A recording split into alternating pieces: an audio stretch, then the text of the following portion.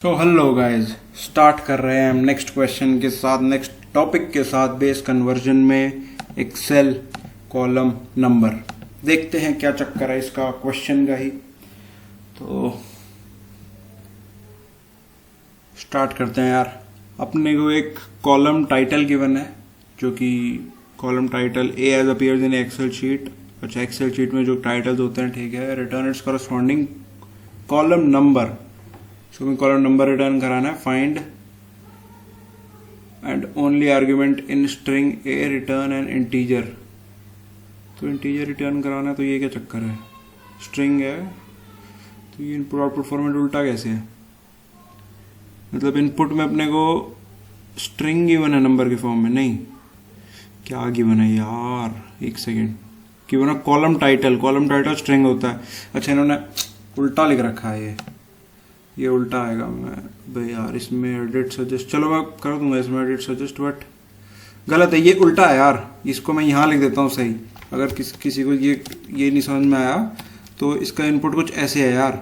Input मान लो ए है और ए बी है, और आउटपुट कुछ ऐसे है 1 एंड 26 और 27 28 ऐसे होता है ना। अब ये देख लो क्या है, थोड़ा सा ये है। पहली बात तो यार इसको नोट कर लेना, ये चीज़ है इनपुट आउटपुट, वो नहीं है, वो गलत है वो, ठीक है। तो कुछ मिस्टेक हो गया, उल्टा लिख दिया इन्होंने। अच्छा, अब एक्सप्लेनेशन क्या है कि ये भी उल्टा है। A to 1 होगा कि A1 को करस्पॉन्ड करता है, Z26 को करस्पॉन्ड, 26 लेटर्स होते हैं, पता है बात। तो अब हमें अगर अगला स्टार्ट करना है तो हमें नेक्स्ट नंबर चूज करना पड़ेगा। अब इसके लिए एक बड़ी शानदार सा एक एग्जाम्पल लेना पड़ेगा हमें, ऐसे काम नहीं चलेगा। तो एक एग्जाम्पल लेते हैं, डी ए एक एग्जाम्पल है, एंड उस पर देखते हैं एक बार कि उस पर क्या होगा, या डी ए या सी ए कुछ भी ले लेते हैं, कोई क्या ही फर्क पड़ रहा है। मान लो सी ए है, ठीक है। तो ये तो यार अगर मैं सिर्फ इसकी बात करूं तो ये तो थर्ड नंबर पे आएगा। बट अगर मुझे इस पे आना है तो मुझे इससे पहले के सारे 2 डिजिट वाले, मतलब सी से पहले को क्या क्या आएगा, ए और बी, इससे पहले के सारे 2 डिजिट वाले और सिंगल डिजिट वाले, यानी कि A to Z। और ए एक्चुअली यहां पर ये ए से स्टार्ट होगा ना, ए से स्टार्ट होगा। अगर सेकंड वाला स्टार्ट होगा टू BZ तक खत्म करने पड़ेंगे, तभी मैं CA पे आ सकता हूं, ठीक है। तो मतलब मुझे बस ये तो बता देगा कि 3 मैं थर्ड इंडेक्स पे हूं, बट मेरे को ये बताएगा कि इससे पहले मुझे कितने खत्म करने हैं।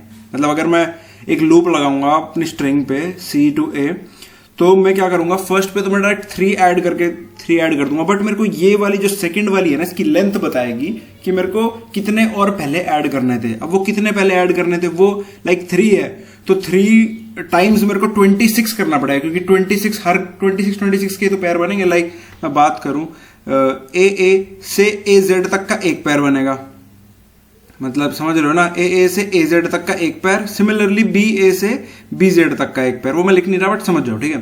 ए से AZ का एक पैर, BA से BZ का पैर, और एक पैर A से Z तक का, तो 3 पैर बन गए, समझ रहे हो। वही तो हम चाहते हैं ना, क्योंकि इससे पहले कितने नंबर आ सकते हैं, मतलब ये थर्ड अगर इंडेक्स पे है तो इससे पहले कितने और आ सकते हैं, वो हमें निकालना है। अब ये तो हो गया छोटा केस। अब थोड़ा सा और बड़ा ले लेते हैं जरा। मान लो एक केस है C, A और A, ठीक है। ये अपना कंट्रीब्यूशन देगा, बोलेगा जी मैं तो थर्ड इंडेक्स हूं, ठीक है। अभी अगर सिर्फ मैं C लेता तो 3 हो जाता आंसर, कोई दिक्कत नहीं है। बट अब मैं अगर यहां आता हूं तो मैं देखूंगा इससे पहले कितने और आ सकते थे, यानी कि 3 into 26 और आ सकते थे इससे पहले। अभी मैंने बताया A to Z, A to AZ, BA to BZ, ठीक है। तो और फिर मैं इसका 1 ऐड कर देता अपने में। अब मैं यहां आता हूं तो ये और भी लेंथ हो गया। ये क्या बोलेगा, इससे पहले जितने भी हैं अब तक, यानी कि 3 into 26 plus 1 का 26 टाइम्स हो जाएगा। कैसे हो जाएगा यार ये, मैंने बताया A to Z, A to AZ। अब ये जो है ये कब आएगा CAA, जब BAA से AAZ तक खत्म हो जाएगा, या AZZ तक खत्म हो जाएगा एक्चुअली, और फिर BA स्टार्ट होगा टू BZZ, और फिर स्टार्ट होगा CAA। मतलब समझ रहे हो, इतनी बात आएगा ये। तो ये लेंथ मेरे को बताएगी कि कितने टाइम्स करना है, ठीक है। तो आई गेस क्लियर हो चुकी होगी इतनी बात। तो स्टार्ट कर लेते हैं अपने आंसर को, कोड को, कुछ भी, तो हम एक आंसर बना लेते हैं 0, स्टार्टिंग में रख लेते हैं उसको, int i equal to 0, i less than str dot length होता है हमारे पास फंक्शन लेंथ निकालने का, i प्लस प्लस, और मैंने क्या बोला, आंसर में मेरे को ऐड करना है। एक तो सबसे पहली बात, करंट पे मैं हूं, जैसे मान लो c है, c a है, तो c ऐड करना है। तो उसको ऐड करने का एक तो तरीका क्या है, एक तो सबसे पहले तो str i में से मेरे को a घटाना पड़ेगा क्योंकि स्काई वैल्यू होती है, ठीक है। सो स्काई वैल्यू प्लस 1 करना पड़ेगा क्योंकि a की, अगर मैं a में से a घटा दूंगा तो 0 आ जाएगा ना, मतलब अगर मैं a को 1 कंसीडर करूं, ऑल इसकी कुछ 97 होती है, क्या होती है स्काई वैल्यू जो भी होती है, मतलब तो स्काई वैल्यू में से मेरे को इसको सब्ट्रैक्ट करना है, खुल जा। सो स्काई की होती है आई गेस 97 या कुछ होती है,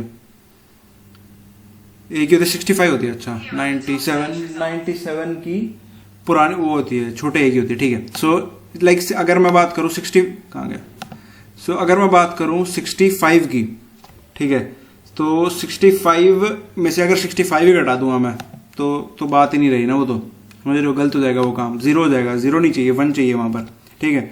और मैंने क्या बोला, आने से पहले एक बार पिछले वाले को चेक कर लो कि उसको इंटू 26 करने की जरूरत है हमें, ठीक है। आने से पहले इंटू 26 भी तो करना है ताकि वो नेक्स्ट वाले को ऐड कर पाए, और बस आंसर अपना रिटर्न करा दो। मतलब जितने भी पहले आए उसको अपने को गिनना तो पड़ेगा ना इससे पहले, ये लेंथ, मतलब या तो लेंथ टाइम्स मल्टीप्लाई कर लो इसको एक ही बारी, बट वो गलत हो जाएगा, समझ रहे हो, क्योंकि अपने को ये देखना है कि पहला नंबर कौन सा था। अगर z है और c है तो डिफरेंस है ना, सी ए और जेड ए में बहुत डिफरेंस है, कि मतलब सी ए से पहले तो सिर्फ A to Z, A to Z, A Z और B A to B Z आएगा, बट जेड ए से पहले सारे आएंगे, तो मतलब जेड कंट्रीब्यूट कर रहा है बाकी 26 को। अगर 26 जेड की वैल्यू है तो उससे पहले 26 और पेयर्स बन रहे होंगे, यानी कि 26 इंटू 26, समझ रहे हो, इतने पेयर्स बन जाएंगे। तो इसलिए हमें 26 मल्टीप्लाई करना पड़ा। और अब देख लेते हैं एक बार इसका क्या सीन है, आई गेस सबमिट हो जाएगा। क्वेश्चन आसान था, बस इंट्यूशन बढ़िया थी इसकी यार, क्वेश्चन मुश्किल नहीं था बहुत ज़्यादा, बट थोड़ा सा सोचना मुश्किल था और ज़्यादा कुछ नहीं था, बस मतलब मुश्किल भी क्या था, ठीक ही था आई गेस। तो हो गया यार सबमिट। तो चलते हैं यार, बाद नेक्स्ट वीडियो में करेंगे next question, Excel column table. इसमें I guess column title number था तो इसमें आई गेस उल्टा हो रहा होगा, कॉलम टाइटल निकालना होगा, देखते हैं, ठीक है। सो सब्सक्राइब जरूर कर देना यार, थैंक्स।